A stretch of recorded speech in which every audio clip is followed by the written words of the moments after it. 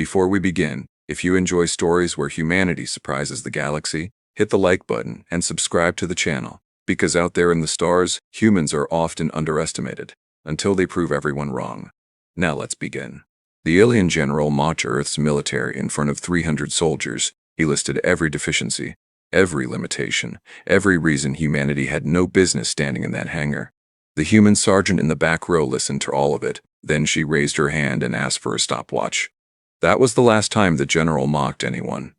The Joint Operations Summit on Korath Station happened once a decade. Representatives from every allied military gathered to assess collective readiness, to run exercises, to evaluate which species contributed what to the alliance, and, if you read between the lines, to establish the pecking order. Who was strong? Who was valuable? Who was tolerated? Who was there as a courtesy? Humanity had been in the alliance for 11 years. In galactic terms, that was approximately last Tuesday. They were tolerated, mostly. General Vrath of the Durathi Combined Forces was the summit's senior military officer. Decorated, distinguished, deeply certain of his own opinion. He had opinions about humans. He had shared them at length, in writing, in 3 separate intelligence reviews, and now apparently in person. He stood at the head of the hangar bay on Korath Station, 300 soldiers from 12 species arranged before him. He was doing the opening address. He was supposed to cover objectives, scheduling, and exercise parameters.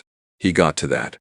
Eventually, first, he covered the Alliance's assessment of each species' military contributions. He was diplomatic about most of them. He was not diplomatic about humans. The human contingent, he said, is present at the request of the Alliance Council.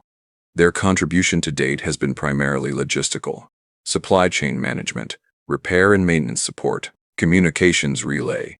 He paused. In the combat exercises scheduled for this summit, the human contingent will be assigned to observation roles only. The hangar was quiet. This is not a judgment of character, he said, in the tone of someone making exactly that judgment. It is a recognition of capability limitations. Humans are a young species. Their military is 2 generations old. The developmental gap between their forces and ours is significant. He clasped his hands behind his back.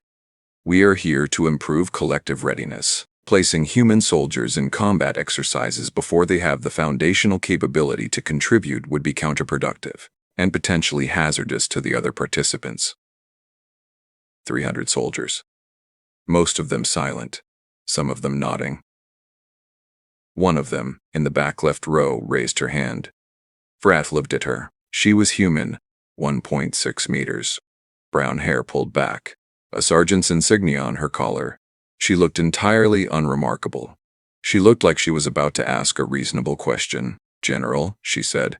Sergeant, you said human military development is 2 generations old. Correct. I want to make sure I understand the assessment. Are we talking about formal interstellar military doctrine or Earth-based military history? Vrath frowned. The former. Because Earth-based military history goes back about 5,000 years, that history is not relevant to modern interstellar operations.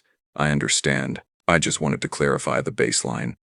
She stood with her hands behind her back. You also said we're a hazard to other participants in combat exercises. In comparative terms, yes. Could I ask what exercises are planned, just so I understand the scale of the hazard? Vrath looked at her. He couldn't tell if she was being sincere or pointed. The exercises are listed in your briefing packet, he said. I have read the briefing packet, sir. I was hoping for a summary from you directly, for context. He studied her. The hangar was very quiet.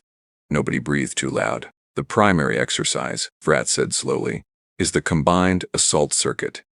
A timed team event. Breach, neutralize, extract. 6 stations. Standard military parameters. How long is the current record? Vrath stopped. That was not the follow-up he'd expected.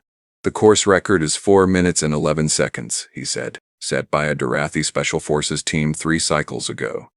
And what's the human team record?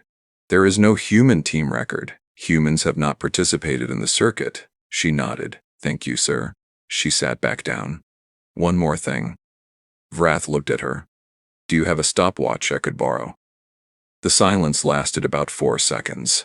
Then a Vorath soldier in the third row made a sound. It might have been a laugh. Brath looked at the human. What for? I'd like to run the circuit. You are assigned to observation. I understand that. I'm requesting a voluntary demonstration run. Off the record. Just to see what we're working with. What you're working with. My team, sir. Brath looked at her. He looked at the other human soldiers in the contingent.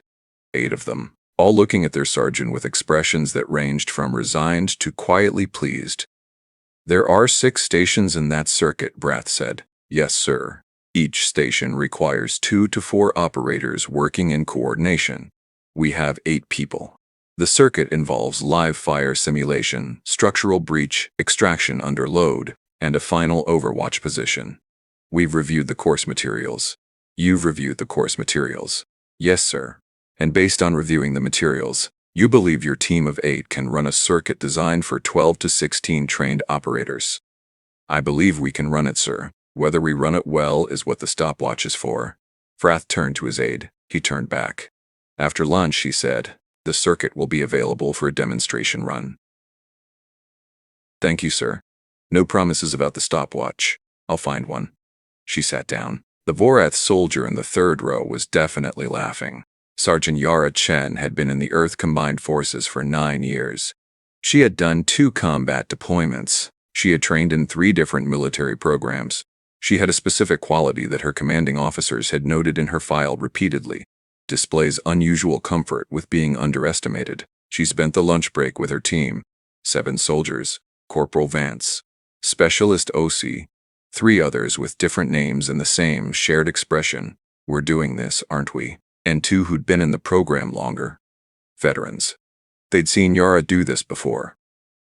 He thinks we're going to embarrass ourselves, Vance said. He's counting on it, Yara said. Are we? No. How do you know? Because I've run circuits like this for 6 years and I know what 8 trained humans can do and I know what that course requires and the math works. Ose leaned forward. You've run the numbers. Last night, when I read the briefing packet. You planned this last night.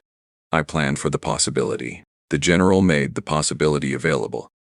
Vance looked at her. Why do you do this? Do what? This. He gestured vaguely. The hand raise. The stopwatch. The whole thing.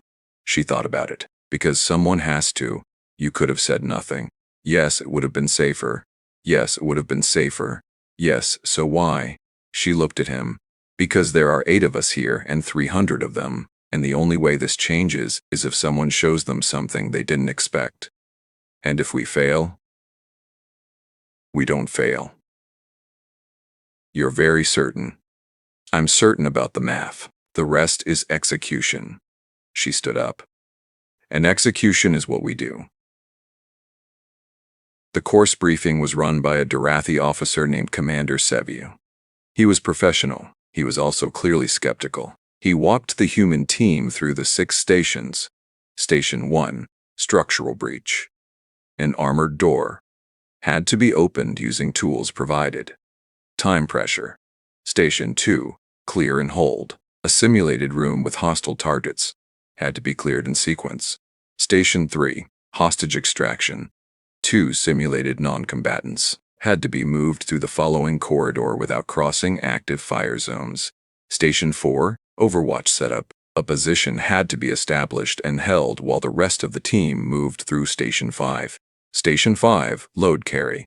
Equipment weighing 200 kilograms. Moved 200 meters. Station 6, final breach and signal. Another armored door. Once through, signal transmission to end the clock. Sev finished the walkthrough. He looked at the 8 humans. Questions? 1. Yara said. Station 2, are the hostile targets fixed positions or randomized? Randomized between runs. And the fire zones in Station 3, are they timed or static?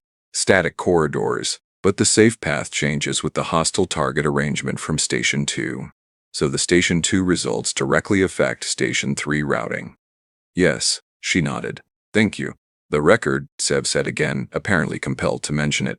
4 minutes 11 seconds. Darathi Special Forces, 12-person team. You mentioned.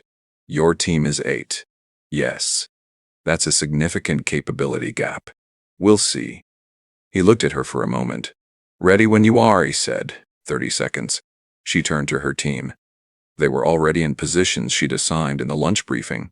Vance at breach. Station 1 was his. Osei and 2 others on Station 2 clear, the remaining 3 on extract and carry. Yara floated. Her role, the connector. The one who saw the whole board and put the pieces where they needed to be at the moment they needed to be there. She'd explained this to her team at lunch. What I do is not impressive looking, she'd said.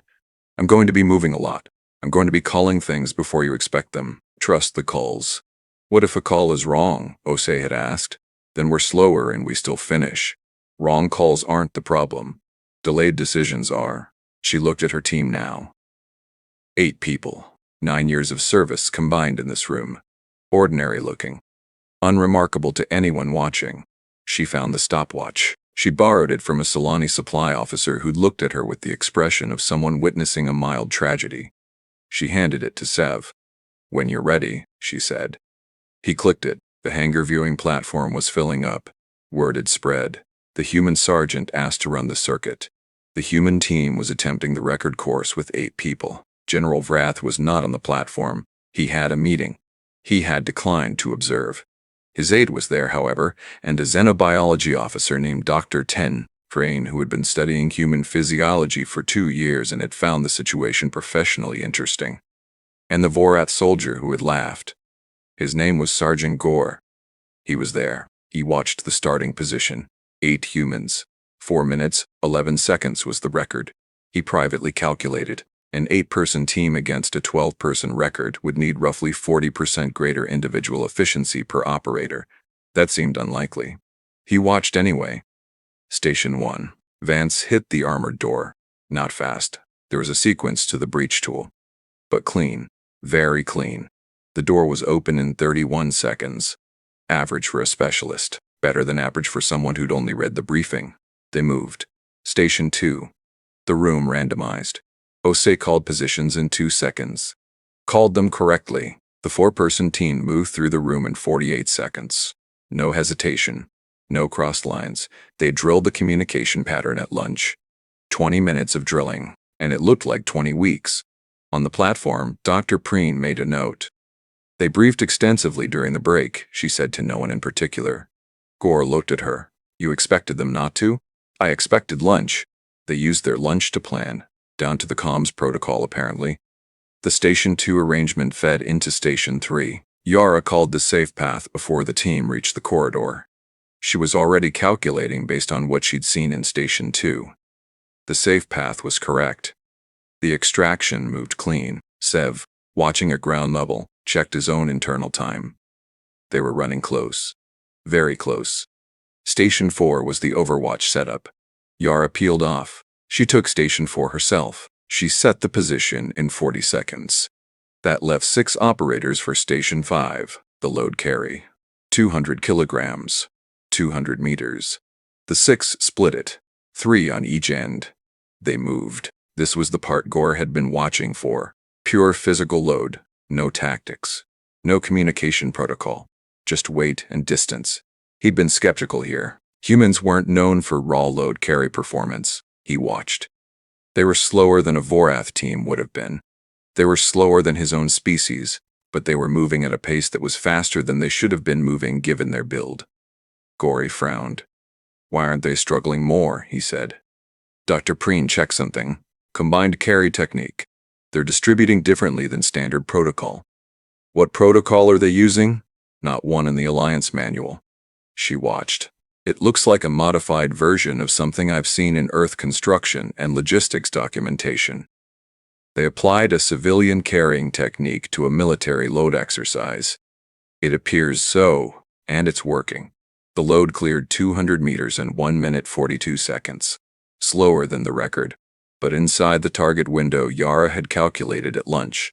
Station 6, final breach. Yara was off the Overwatch position. She was already at the door. Vance was behind her. The breach was 28 seconds. The signal fired. Sev clicked the stopwatch. He looked at it. He looked at the platform. The platform was very quiet. 3 minutes and 54 seconds. 17 seconds faster than the record. With 8 people. Sev looked at the stopwatch like it had said something he needed to verify. He looked at the course. He looked at the 8 humans standing at the final position. Yara was looking at him. Waiting. Time, she said.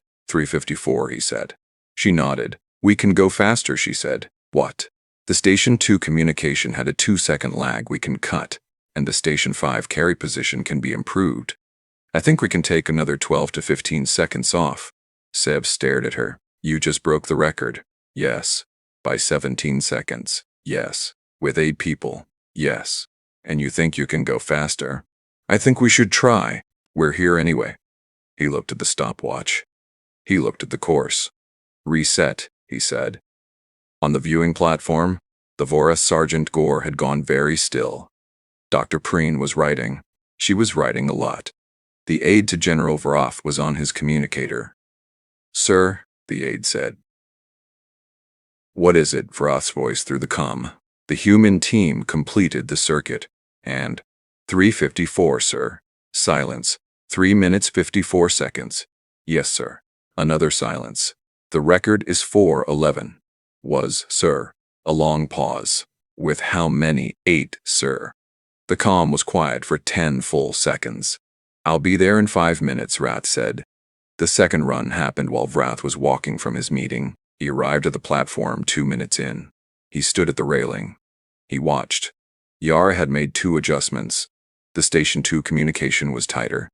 A single hand signal replaced a verbal call. 1 second saved. The Station 5 carry was redistributed. The shortest 2 members moved to center position, reducing the moment arm on the load. Basic physics. Applied correctly. The run was faster. Vrath watched Station 3. He watched the path call. He watched Yara call it before the team could see the corridor. Based on what she'd seen at Station 2, processing the randomization output and projecting the safe path without direct observation. He watched Station 4. The overwatch position. He watched Yara set it, and he watched her read the approach angles.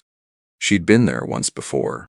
1 run, and she'd set the position better the second time than the Dorathi team had after 3 practice runs. He watched Station 5. The carry. The modified technique. It still wasn't Vorath's strength, but it was correct. The load moved. Station 6. Breach. Signal. Sev clicked the stopwatch. 3:41, he said. The platform was completely silent. Vrath stood at the railing. He looked at the course. He looked at the 8 humans. He looked at the stopwatch in Seb's hand. Yara looked up at the platform. She found Vrath. She stood there. She didn't say anything. She didn't have to. Vrath looked at her for a long moment. Then he walked down the stairs to the floor.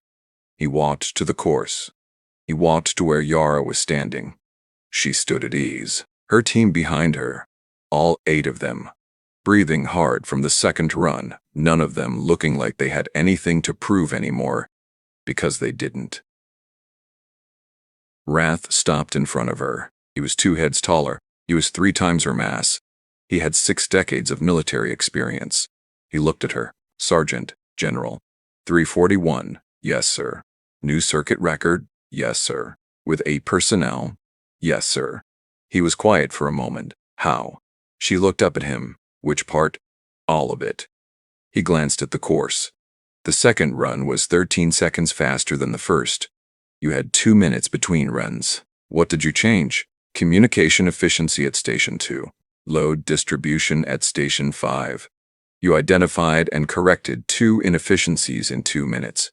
I had identified them during the first run. I used the 2 minutes to implement.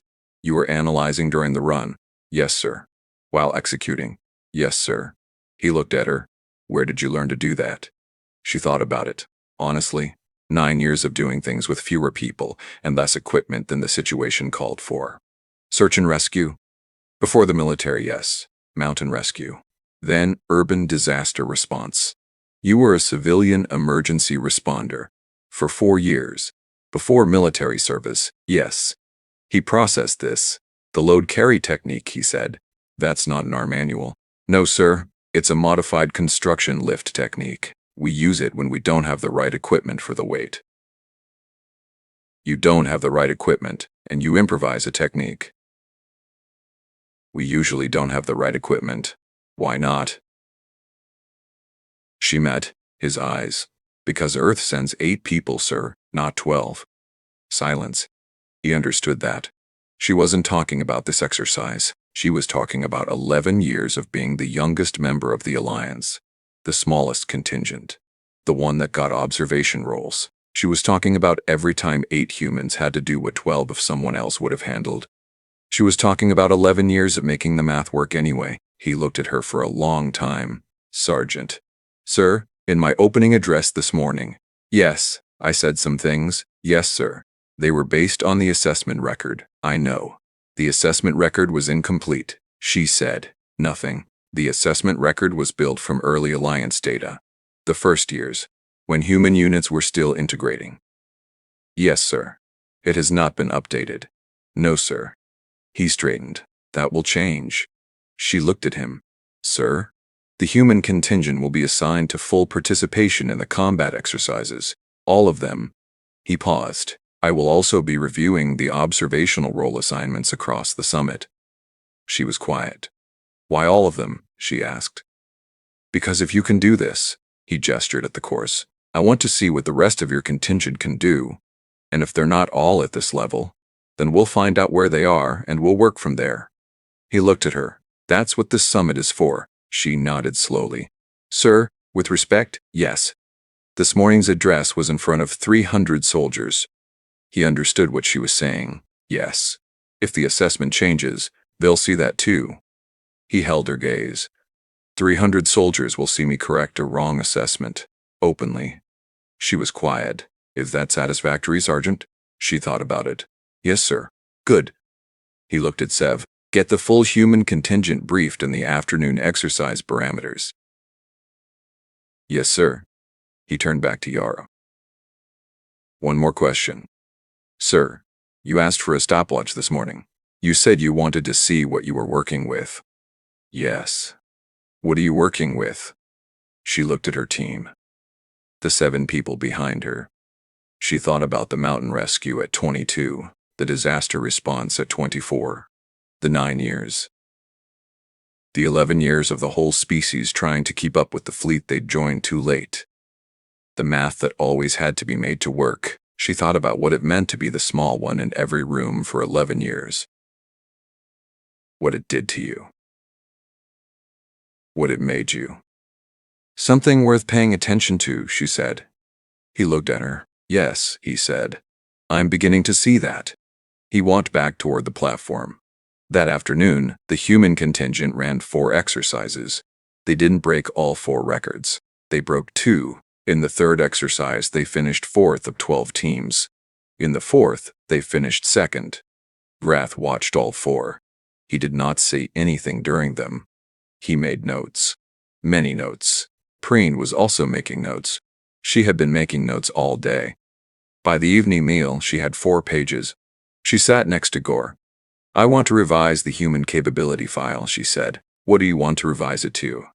I don't know yet. That's the problem. She looked at her notes.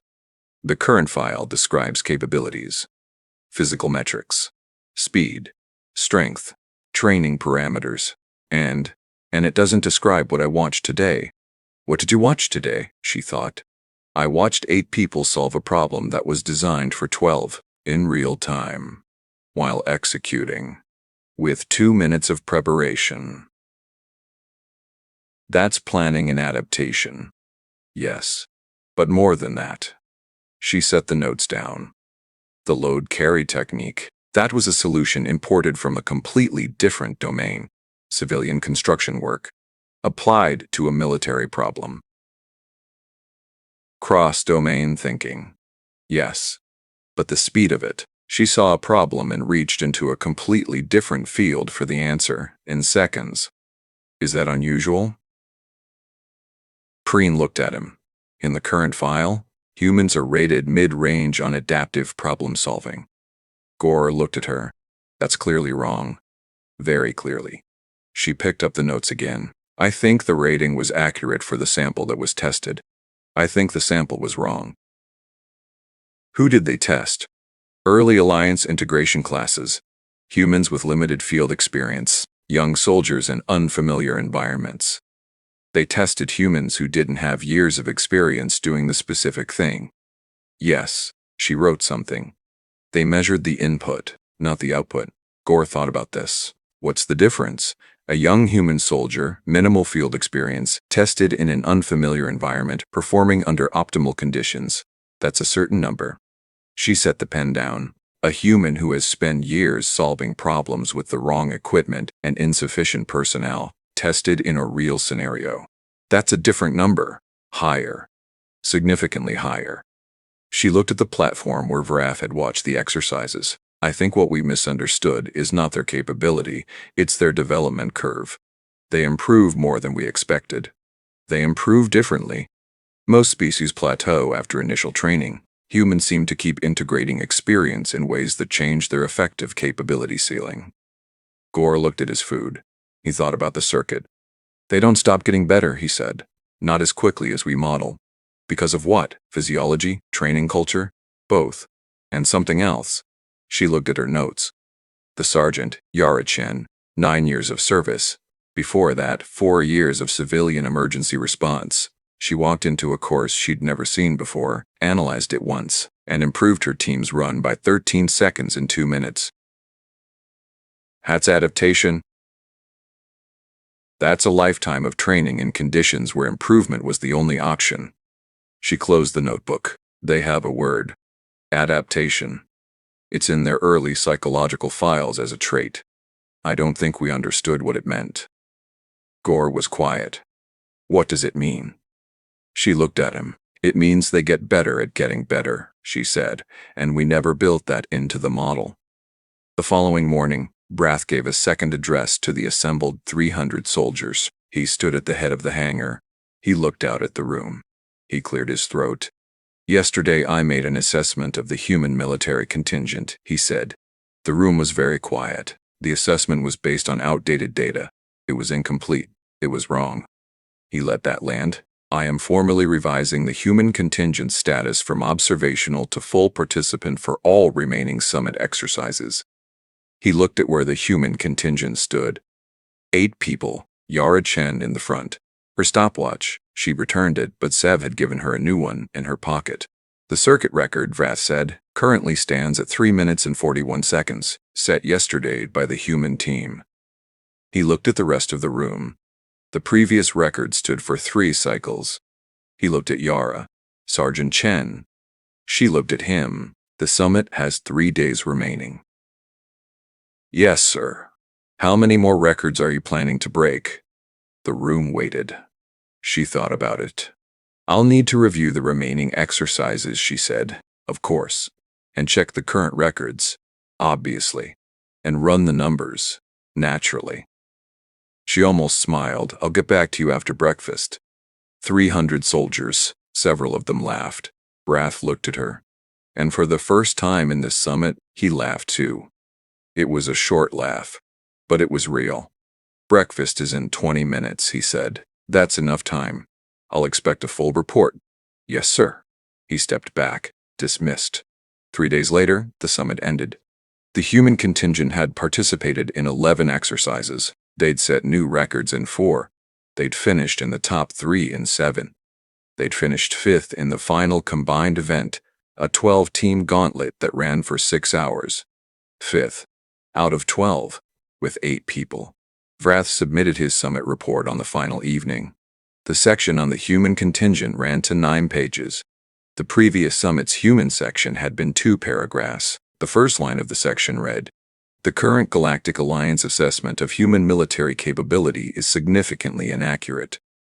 The following data represents a corrected baseline. The last page read, "Of particular note is the adaptive capacity demonstrated by the human contingent under time and resource constraints. This capacity appears to be a function of prolonged experience operating in under-resourced conditions, a direct result of the human military's relatively recent alliance integration. In short, they have been doing more with less for 11 years.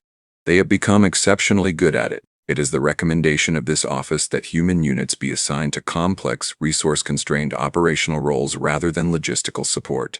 Their particular advantage is not in direct force application but in problem-solving under constraint, which is, historically, the variable that determines most actual operational outcomes. Additionally, the human contingent should be asked to document their modified load carry technique.